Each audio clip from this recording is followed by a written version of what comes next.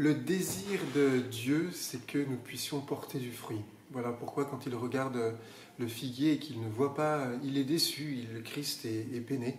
Et tout au long de ce carême et tout au long de notre vie, on est invité à laisser Dieu nous travailler pour qu'on puisse porter ce fruit en abondance. Quand Dieu rencontre Moïse, il lui dit ceci: « J'ai vu la misère de mon peuple ».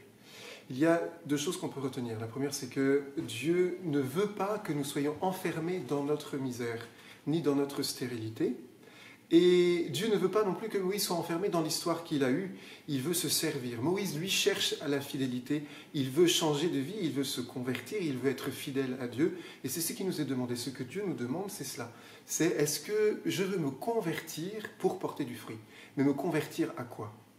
Quand Dieu fait sortir le peuple d'Israël, une fois la mer Rouge traversée, on s'aperçoit que la vie n'est pas toute rose. La première chose qui revient, c'est la rumination.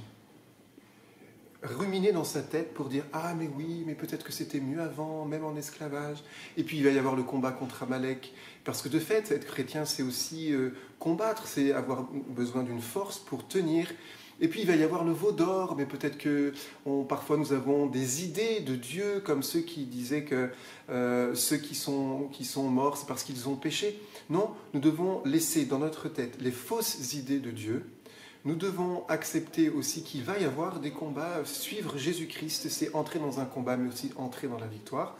Et puis, enfin, progressivement, c'est accepter de changer notre façon de penser.